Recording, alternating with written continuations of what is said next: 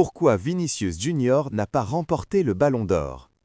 Il gagne la Liga, il gagne la Champions League, il marque en finale, il est élu meilleur joueur de la compétition. Rio Ferdinand hurle son nom 6 fois dans un micro. Nike prépare ses chaussures spéciales Ballon d'Or, et pourtant, il ne l'a pas eu. Aujourd'hui, on va démêler le vrai du faux. Pourquoi Vinicius Junior, le favori absolu, a perdu le Ballon d'Or 2024 face à Rodri? Et crois-moi, la réponse va te surprendre. On est le 28 octobre 2024. La planète football a les yeux rivés sur le théâtre du Châtelet à Paris. Tout le monde attend la même chose, voir Vinicius Junior soulever le Ballon d'Or. Les médias l'ont annoncé, les bookmakers l'ont annoncé. Même le Real Madrid avait réservé ses billets d'avion pour envoyer une délégation entière à Paris. Mais, quelques heures avant la cérémonie, coup de tonnerre. Florentino Pérez apprend que son joueur ne sera pas sacré. Résultat, le Real Madrid annule tout. Aucun joueur, aucun staff, aucun dirigeant ne se déplace. Et c'est Rodri, le milieu défensif de Manchester City, qui monte sur scène. Alors, scandale ou décision justifiée? Je vais te donner les 3 vraies raisons. Et à la fin, je te donne mon verdict personnel, et il risque de ne pas plaire à tout le monde. Commençons par les faits, parce qu'on ne peut pas parler de cette affaire sans reconnaître une chose. Sur le terrain, Vinicius a été monstrueux. Durant la saison 2023-2024, il inscrit 24 buts, toutes compétitions confondues avec le Real Madrid. En Liga, seuls 3 attaquants de pointe pure font mieux que lui, Lewandowski, Sorloth et Dovbyk. Et Vini, ce n'est pas que les buts, c'est aussi les dribbles, les passes décisives, le spectacle. En Ligue des Champions, il termine avec 11 contributions offensives. Personne, hormis Harry Kane, ne fait mieux. Et ses 95 dribbles tentés, c'est le double de Mbappé. Il marque en demi-finale contre le Bayern. Il marque en finale contre Dortmund. Il est nommé meilleur joueur de la compétition. Sur le papier, le dossier est en béton armé. Alors pourquoi ça n'a pas suffi? Première raison, et c'est celle qu'on oublie souvent, la Copa América 2024.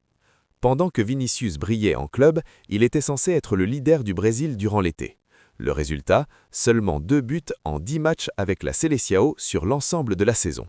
Le Brésil est éliminé en quart de finale et Vinicius est même suspendu lors de ce match crucial. En face, que fait Rodri? Il remporte l'Euro 2024 avec l'Espagne. Il est élu meilleur joueur de la compétition. Les critères du Ballon d'Or accordent un poids énorme aux performances en sélection. Et là, la balance penche clairement vers l'Espagnol. Deuxième raison, moins connue mais décisive. Le patron de France Football l'a lui-même reconnu. Vinicius a souffert d'avoir trop de bons coéquipiers. Bellingham, Carvajal, 2 autres madrilènes dans le top 5 du vote. Les jurys qui voulaient récompenser le Real Madrid ont dispersé leurs points entre plusieurs joueurs. Résultat, Vinicius finit 2e, Bellingham 3e, Carvajal 4e. Si ces votes s'étaient concentrés sur un seul homme, l'histoire aurait peut-être été différente. Troisième raison, et la plus sensible, le comportement sur le terrain. Le Ballon d'Or 2024 a intégré un critère d'exemplarité avec plus de poids qu'avant. Et là, difficile d'ignorer la réputation de Vinicius.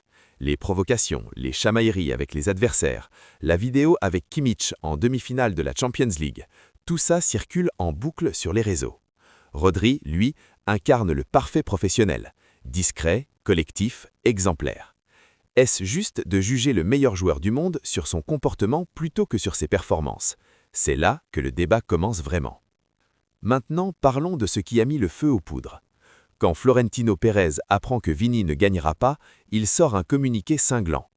Si les critères ne désignaient pas Vinicius, ces mêmes critères devraient désigner Carvajal. Comme ce n'est pas le cas, il est évident que ce Ballon d'Or ne respecte pas le Real Madrid. Et le Real Madrid n'est pas là où il n'est pas respecté. Résultat, 0 joueur du Real à Paris. Ni Vinicius, ni Bellingham, ni Carvajal, ni Ancelotti. Et le comble, le Real reçoit quand même le trophée du meilleur club du monde ce soir-là, via un intermédiaire.